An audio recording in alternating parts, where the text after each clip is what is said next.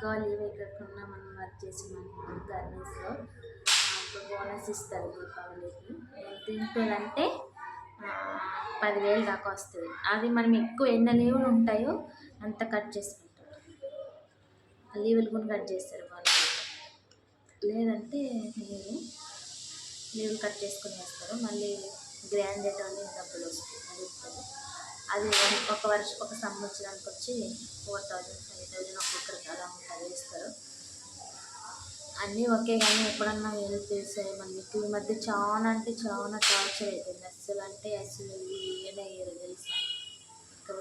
ఇయ్యరు.